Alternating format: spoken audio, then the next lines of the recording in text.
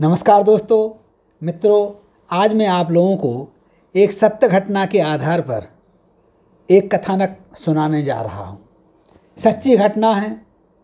एक ऐसा युवक जो कि बैंक में सर्विस किया करता था, उसकी चित्रकारी में बड़ी रुचि थी।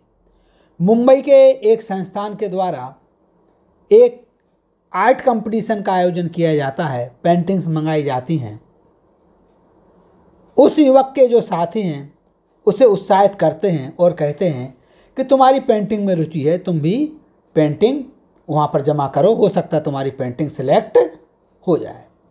वो युवक बड़ी ही रुचिपूर्वक पेंटिंग तैयार करता है, पेंटिंग का फ्रेम लगवाता है, उसे पैक करता है और जमा करने जाता है। जमा करने से पूर्व वो मंदिर जाता है, पूजा अर्चना करता है और पेंटिंग को बहुत सुंदर तरीके से फ्रेम करवा करके पैक करके वो जमा कराने लेकर के जाता है। अपनी श्रद्धा को प्रकट करने के लिए वो किसी वाहन का प्रयोग नहीं करता। वो 8 किलोमीटर पैदल चल करके पेंटिंग जमा करने जाता है।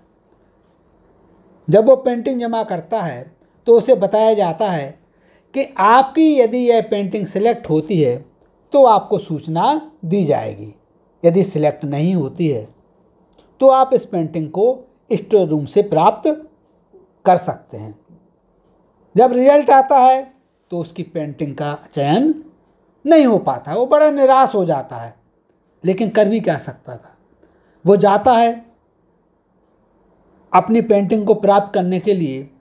जब वहाँ के स्टोर रूम में वो पहुँचता है तो देखता है कि पेंटिंग्स यहाँ वहाँ पड़ी हुई हैं, बिखरी पड़ी हैं।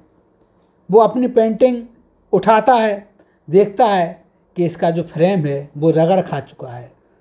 मैंने जिस तरह से इसको पैक किया था वो सारा पैकिंग हटा दी गई है और बहुत ही बेतरतीब तरीके से पेंटिंग्स पड़ी हुई थी।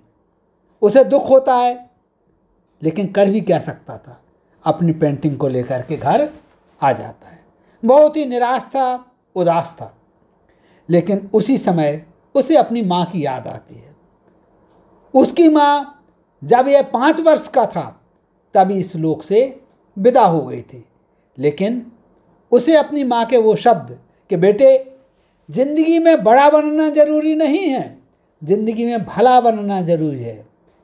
कभी भी जिंदगी में निराश होने की आवश्यकता नहीं है।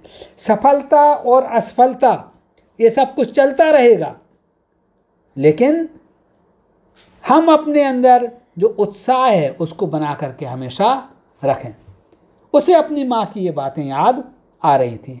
माँ की इन बातों को याद करके वो निराशा के वो क्षण हैं उसने भुला दिए और अगले ही दिन से पुनः अपने उत्साह के साथ कार्य में जुट गया।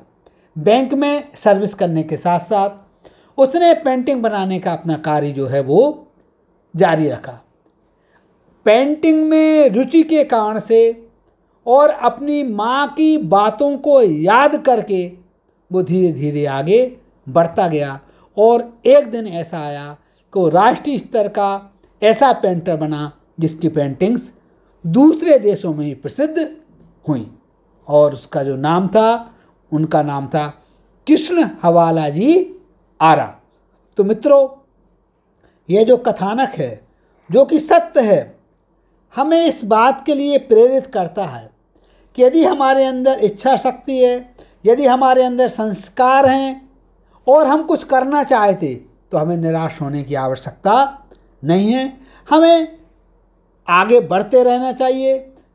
हमें बीच में ऐसे क्षण देखने को मिलेंगे जो कि निराशा भरने वाले होंगे, लेकिन हमें निराश होने की आवश्यकता नहीं है। तो मित्रों, बढ़ते रहिए आगे, और जब बढ़ते रहेंगे आगे बिना निराशा के तो निश्चित सफलता आपको मिलेगी ही मिलेगी। नमस्कार, जय हिंद, जय भारत।